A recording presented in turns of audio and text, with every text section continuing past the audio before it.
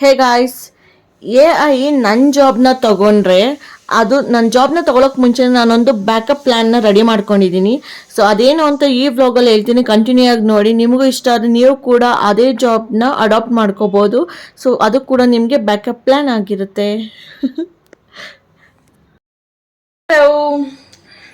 ಸೊಪ್ಪನ್ನಿತ್ತು, ಸೊಪ್ಪು ತೊಗೊಂಡಿದ್ದೆ. ಸೊ ಇದಕ್ಕೀಗ ಉಪ್ಪು ಮತ್ತು ನೀರು ಹಾಕ್ಬಿಟ್ಟು ಸ್ವಲ್ಪ ನೆನೆಸಿಟ್ಟಿದ್ದೀನಿ. ನೀಟಾಗಿ ವಾಶ್ ಮಾಡಬೇಕು ಇದನ್ನು. ಸೊ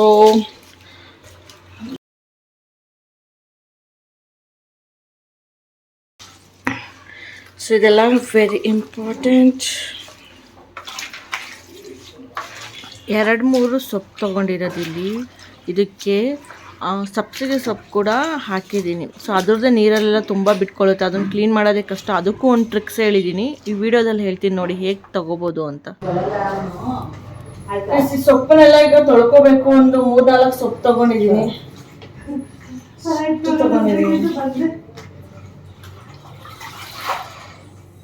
ಇದು ತೊಳೆಯೋದೇ ಸಖತ್ತು ದೊಡ್ಡ ಕೆಲಸ.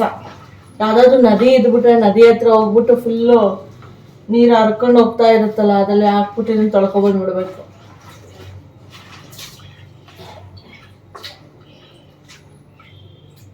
ಇಷ್ಟೊಂದು ಸೊಪ್ಪು ಅಂತೀವ, ಬೇಯಿಸ್ಬಿಟ್ರೆ ಏನಾಗುತ್ತೆ ಹೇಳಿಗೆ, ಇಷ್ಟೇ ಆಗುತ್ತೆ.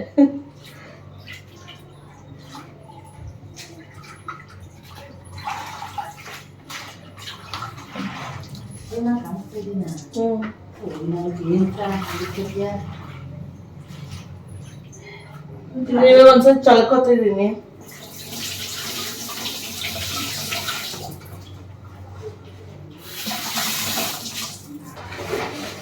ಅಲ್ಲ ಗೈಸ್, ನಾನು ಹೇಳೋದು, ಈಗ ಪಿಜ್ಜಾ ಬರ್ಗರ್ನೆಲ್ಲ 500-1000 ಕೊಟ್ಟು ತಿಂತೀವಿ. ಅದೇ ಈ ಥರ ಸೊಪ್ಪನ್ನ ತಗೊಳ್ಳೋದು ಅಂದರೆ 20 ರೂಪಾಯಿ, 10 ರೂಪಾಯಿ, 15 ರೂಪಾಯಿ, 30 ರೂಪಾಯಿ ಕಟ್ಟು ಅಂದರು. 10 ರೂಪಾಯಿ ಕಡಿಮೆ ಮಾಡ್ಕೊ, 5 ರೂಪಾಯಿ ಕಡಿಮೆ ಮಾಡ್ಕೊ ಅಂತೀವಿ. ಇಲ್ಲಾಂದ್ರೆ ತಗೊಳ್ಳೋದೇ ಇಲ್ಲ. ಅಯ್ಯೋ 20 ರೂಪಾಯಿ ಅಂತೆ ಕಟ್ಟು ಅಂತ ಅಲ್ವಾ.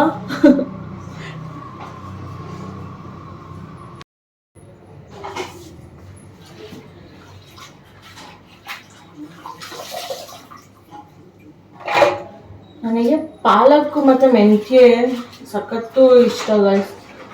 ಯಾವ ಸೊಪ್ಪಿಲ್ಲ ಅಂದರೂ ಪಾಲಕ್ ಮತ್ತು ಮೆಂತ್ಯ ತಿನ್ಬಿಡಿ, ತುಂಬ ಒಳ್ಳೆಯದು ಬಾಡಿಗೆ.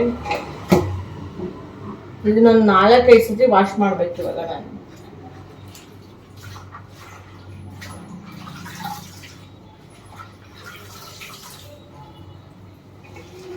ಹಳ್ಳಿಗಳೆಲ್ಲ ಚೆನ್ನಾಗಿತ್ತು ಅನ್ಸುತ್ತೆ ಅಲ್ವಾ, ಆರಾಮಾಗಿ ನೀರಿರೋದು, ಹೊಳೆ ಆ ಥರ ಎಲ್ಲ ಅಲ್ಲೆಲ್ಲ ಹೋಗಿ ತೊಳೆಯೋರು. ಸೊಪ್ಪು ಫ್ರೀನೇ, ಅವರೇ ಬೆಳ್ಕೊಬಿಡೋರು ಇಂಥವನ್ನೆಲ್ಲ.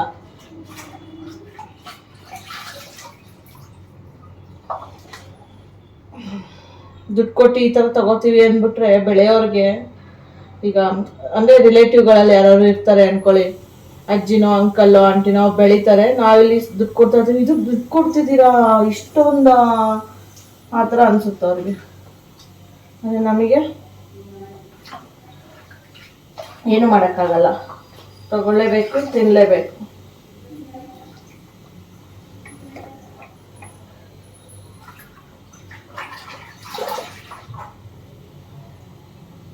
ಹೋಳಿಗೆ ಒಂದು 4-5 ಸತಿ ವಾಶ್ ಮಾಡ್ಬಿಟ್ಟು ಮತ್ತೆ ಸಿಗ್ತೀನಿ.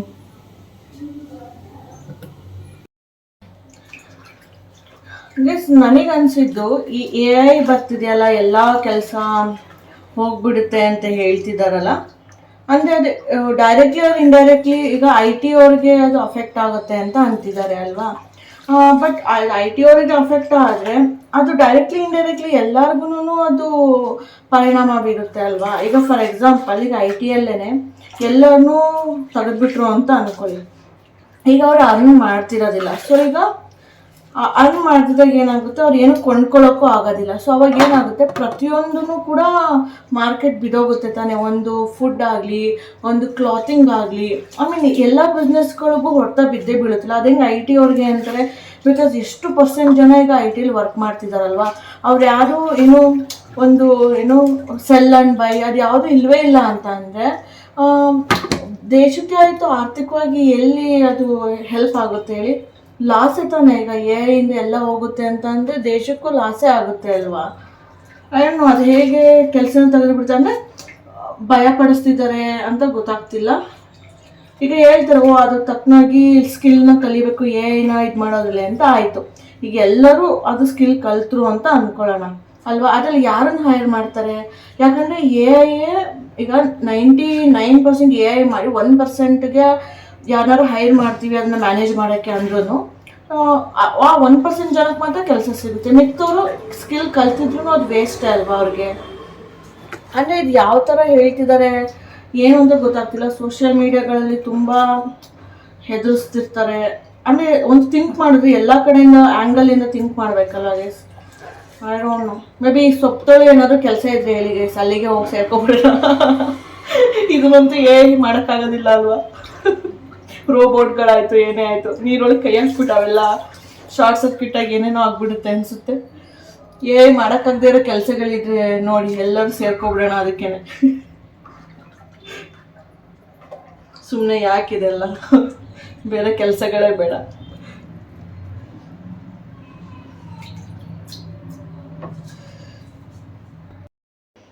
ಗೈಸ್ ನಾನೊಂದು ಈಸಿ ಟ್ರಿಕ್ ಏನು ಮಾಡ್ತೀನಿ ಗೊತ್ತಾ, ಸೊಪ್ಪು ಈ ಥರ ಬಿದ್ದಿರುತ್ತಲ್ಲ ಒಂದೊಂದೇ ತೆಗಿಯೋಕ್ಕಾಗಲ್ಲ ಕೈಯಲ್ಲಿ, ಮತ್ತು ಸೋಸೋಕ್ಕೋದ್ರೂ ಎಲ್ಲ ಬಿದ್ದೋಗ್ಬಿಡುತ್ತೆ ಅಲ್ಲಿಗೆ. ಸೊ ನಾನು ಅದಕ್ಕೆ ಇದನ್ನು ಯೂಸ್ ಮಾಡ್ತೀನಿ. ಕಾಫಿ ಟೀ ಫಿಲ್ಟರ್ ಮಾಡ್ತಾರಲ್ಲ ಅದ್ರಲ್ಲಿ ನೋಡಿ ಹಿಂಗೆ ತೆಗೆದುಬಿಟ್ರೆ ಒಂದೇ ನಿಮಿಷಕ್ಕೆ ಆಗೋಗುತ್ತೆ. ನೀವು ಈ ಟ್ರಿಕ್ನ ಯೂಸ್ ಮಾಡಿ, ಎಷ್ಟು ಬೇಗ ಆಗುತ್ತೆ ಗೊತ್ತಾ, ಎಲ್ಲ ಬಂದ್ಬಿಡುತ್ತೆ. ಪ್ಲಸ್ ಈಗ ಸಿಂಕಿಗೆ ನೀರು ಹಾಕ್ದಾಗಲೂ ಅದೆಲ್ಲ ಕಟ್ಕೊಳ್ಳೋದೇ ಇಲ್ಲ. ಆಮೇಲೆ ಇದು ಫಿಲ್ಟರ್ ಇರುತ್ತಲ್ಲ ನೋಡಿ, ಇದಕ್ಕೆ ಟೀ ಕಾಫಿ ಫಿಲ್ಟರ್ ಅಲ್ವಾ, ಸೊ ಬೇರೆ ಏನೋ ಮಣ್ಣು ಅದು ಇದ್ದಿದ್ದು ಅದು ಕೂಡ ಫಿಲ್ಟರ್ ಆಗುತ್ತೆ ಹಿಂಗೆ ಎತ್ತಿದ ತಕ್ಷಣ. ಸೊ ಈಸಿಯಾಗಿ ನಮಗೆ ಪುಡಿ ಏನೇನಿರುತ್ತೆ ಸೊಪ್ಪು ಅದೆಲ್ಲ ಸಿಕ್ಬಿಡುತ್ತೆ.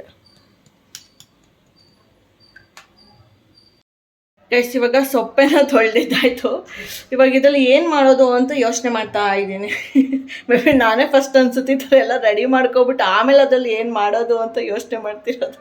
ಅಂದರೆ ಬಸ್ಸಾರು ಮಾಡೋದಾ ಉಪ್ಸಾರು ಮಾಡೋದಾ ಅಂತ ಥಿಂಕಿಂಗ್ ಗೈಸ್. ಸೆಕೆ ಬೇರೆ ಇದೆ, ಬಸ್ಸಾರೆಲ್ಲ ಒಂಥರ ಅನಿಸುತ್ತೆ, ಉಪ್ಸಾರು ಸಹ ಖಾರ ಏನು ಮಾಡೋದು ಅಂತ ಗೊತ್ತಾಗ್ತಿಲ್ಲ. ಏನು ಮಾಡ್ತೀನಿ ಅಂತ ಹೇಳ್ತೀನಿ, ನೋಡ್ತಾ ಇರಿ ವ್ಲಾಗ್ನ. ಕಿಚನಲ್ಲಿ ಏನು ಸೀನ್ ನಡೀತಿದೆ ಅಂತ ನೋಡ್ಕೊಬರೋಣ. ಟ್ರೈಲರ್ ನಡೀತಿದೆಯಾ ಅಥವಾ ಫುಲ್ ಮೂವಿ ರೆಡಿ ಆಗಿದೆಯಾ ಅಂತ, ಅಂದರೆ ಇನ್ನು ಕುಕ್ಕಿಂಗ್ ನಡೀತಿದೆಯಾ ಅಥವಾ ರೆಡಿ ಆಗಿದೆಯಾ ಅಂತ ನೋಡೋಣ ಬನ್ನಿ.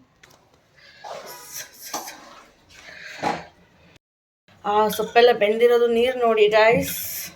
ಇವಾಗ ತುಂಬ ಬಾಯಾರಿಕೆ ಆಗಿಬಿಟ್ಟಿದೆ. ಸೊ ನನಗೆ ನೀರು ಕುಡಿಯಲ್ಲ, ಡೈರೆಕ್ಟಾಗಿ ಸೊಪ್ಪಿನ ನೀರನ್ನೇ ಕುಡಿತೀನಿ. ಇದು ಯಾರ್ಯಾರಿಗೆಲ್ಲ ಇಷ್ಟ ಇದನ್ನು ಹೇಳಿ ಗೈಸ್. ಸೊಪ್ಪಿನ ನೀರು ಯಾರ್ಯಾರು ಕುಡಿತೀರಾ, ಯಾರ್ಯಾರಿಗೆ ಇಷ್ಟ ಇದೆ?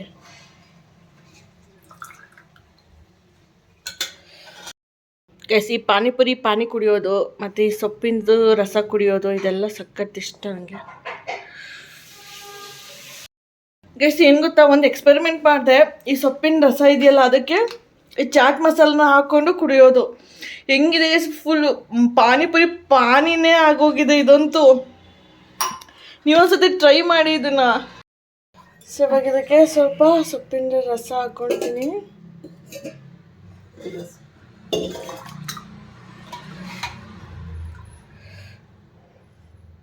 ಯಾರ್ಯಾರಿಗೆ ಪಾನಿ ಇದನ್ನು ಖಂಡಿತ ಟ್ರೈ ಮಾಡಿ. ಇನ್ಯಾವತ್ತೂ ನೀವು ಪಾನಿಪುರಿ ಆಸನೆ ಪಡಲ್ಲ. ಇದನ್ನ ಪಾನಿ ಕುಡಿದ್ಬಿಟ್ಟು ಪಾನಿಪುರಿ ತಿಂದಂಗೆ ಆಗಿಬಿಡುತ್ತೆ. ಓ ಮೈ ಗುಡ್ನೆಸ್.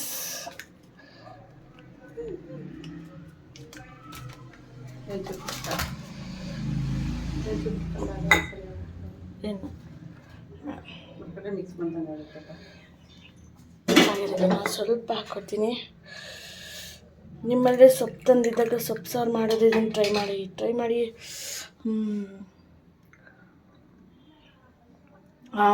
ಪಾನಿನೇ ಗೈಸ್. ಒಳ್ಳೆ ಉಪ್ಸಾರು, ಮುದ್ದೆ, ಸೊಪ್ಪು, ಪಲ್ಯ ರೆಡಿಯಾಗಿದೆ. ಇದು ಹೆಸರು ಕಾಳು ಹಾಕಿ ಮಾಡಿರೋದು